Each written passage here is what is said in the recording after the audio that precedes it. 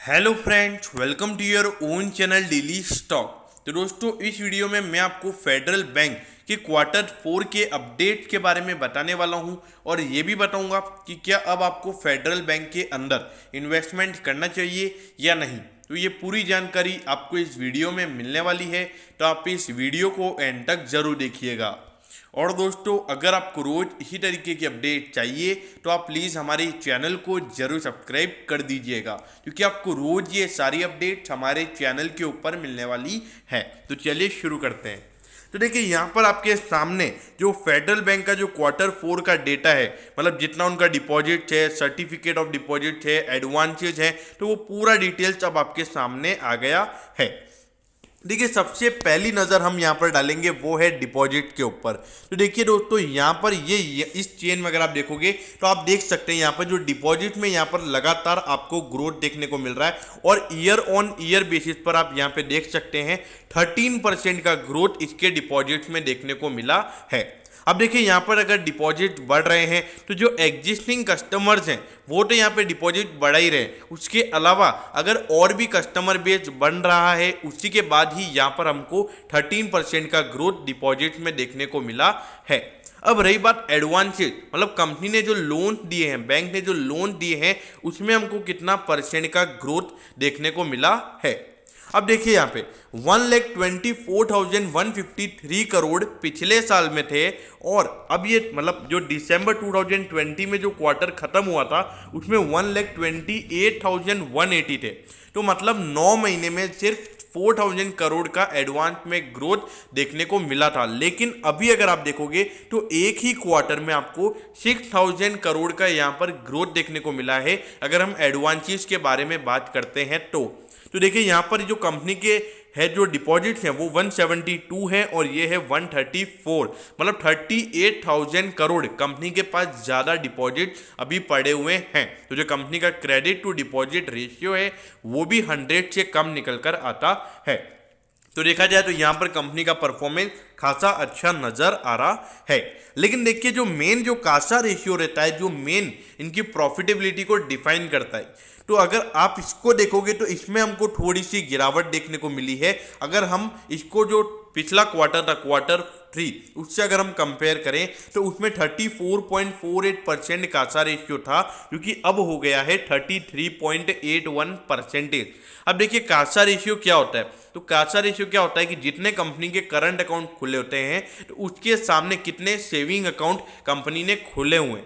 तो देखिए, ये 33.81 हो गया, इसका मतलब ये है कि 33.8 कंपनी के करंट अकाउंट है और जो 66.2 है वो कंपनी के सेविंग अकाउंट है। तो यहाँ पर इसका मतलब ये नहीं है कि कंपनी का यहाँ पे जो कासा रेशियो है वो कम हो गया, तो इसका मतलब जो करंट अकाउंट पहले थे वो कंपनी के बंद हो गए हैं, ऐसा नहीं है। यहाँ पे कंपनी में सेविंग अकाउंट ज़्यादा खुले हैं as compare to current account, तो उसकी वजह से यहाँ पर आपको कासा रेशियो कम होता हुआ नजर आया है। लेकिन अगर इसी की जगह हम लिक्विडिटी कवरेज रेशियो की अगर हम बात करें तो इसको अगर आप देखोगे तो ये इसके बाद से थोड़ा सा अच्छा खासा आपको ये गिरता हुआ नजर आया है। तो देखिए, लिक्विडिटी कवरेज रेशियो 200% से ऊपर है, तो ज़्यादा इश्यू वाली बात नहीं है।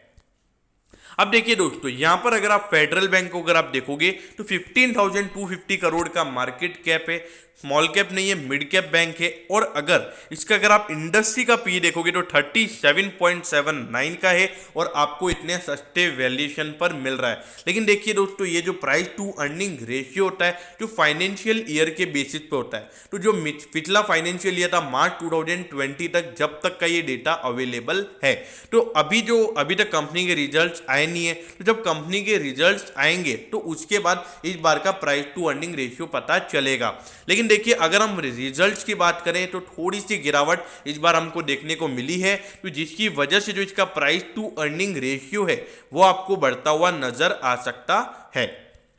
अब देखिए, अगर हम पिछले 4 साल का परफॉर्मेंस देखें, मतलब जो कोविड से पहले अगर हम देखें तो पिछले 4 साल से लगातार आप देखिए यहाँ पे इसके रेवेन्यूज में आपको ग्रोथ देखने को मिल रहा है और लगातार बैंक की प्रॉफिटेबिलिटी भी बढ़ रही है। तो देखा जाए तो बैंक में इतना कुछ नेगेटिव नहीं है।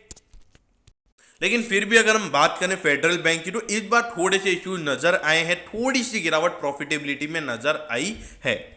अब देखिए यहाँ पर अगर आप फेडरल बैंक के शेयर को अगर आप देखोगे तो 127 का इस शेयर का हाई है, और अगर अपने हाई से इसको अगर आप कंपेयर करोगे तो अराउंड 50% के करेक्शन पे ये शेयर अभी आपको मिल रहा है, मतलब 40% के करेक्शन पे ये शेयर अभी आपको मिल रहा है। लेकिन देखिए जो प्रॉफिटेबिलिटी इतनी फेडरल बैंक की नहीं गिरी है, तो मेरे ख्याल से यहाँ पर अगर देखा जाए तो फेडरल बैंक एक अच्छा लॉन्ग टर्म बेट नजर आ रहा है। और जो परफॉर्मेंस अभी हमको देखने को मिला है उसमें भी कोई शक नहीं है, परफॉर्मेंस इज गुड। तो देखा जाए तो जो भी यहाँ पे लॉन्ग टर्म इन्वेस्टर्स हैं वो यहाँ पर डेफिनेटली इन्वेस्ट कर सकते हैं। और हमने देखा है कि लगातार जो बैंकिंग स्टॉक्स है उनमें हमको अच्छी खासी गिरावट देखने को मिल रही है, और आज Bajaj finance, IndusInd bank, state bank of India अच्छे खासे गिरे हुए थे। तो इसीलिए अभी ये बैंकिंग स्टॉक में खरीदने का मौका है आपके पास, क्योंकि देखिए जो बैंकिंग स्टॉक गिर रहे होते हैं तभी उनको बाय करने का अपॉर्चुनिटी होता है। अब जब वो एकदम अच्छे खासे भाग रहे होते हैं तब उनको आपको मतलब उन स्टॉक को आपको कभी भी बाय नहीं करना चाहिए। तो दोस्तों जो भी हमें लॉन्ग टर्म इन्वेस्टर्स है बाय कर सकते हैं डेफिनेटली। और यहाँ से अगर हमको बैंकिंग स्टॉक के अंदर और गिरावट देखने को मिलती है तो बिल्कुल भी घबराने की ज़रूरत नहीं है, क्योंकि जो रैली हमको पिछले कुछ महीनों में देखने को मिली थी तो हमको यहाँ पे थोड़ी सी प्रॉफिट बुकिंग देखने को मिल रही है, तो उससे हमको नाराज नहीं होना चाहिए। ओके तो दोस्तों मैं होप करता हूँ कि आपको फेडरल बैंक के पूरे Q4 के परफॉर्मेंस के बारे में सब कुछ पता चल गया होगा। अगर आपकी कोई भी क्वेरीज हैं तो आप कमेंट सेक्शन में कमेंट कर सकते हो, मैं ज़रूर आपके कमेंट पर रिप्लाई करूँगा। तो दोस्तों अगर आपको वीडियो अच्छा लगा हो तो वीडियो को लाइक कर दीजिएगा, और रोज़ इसी तरीके की अपडेट्स पाने के लिए चैनल को सब्सक्राइब करना ना भूलें। Okay, thank you, have a nice day.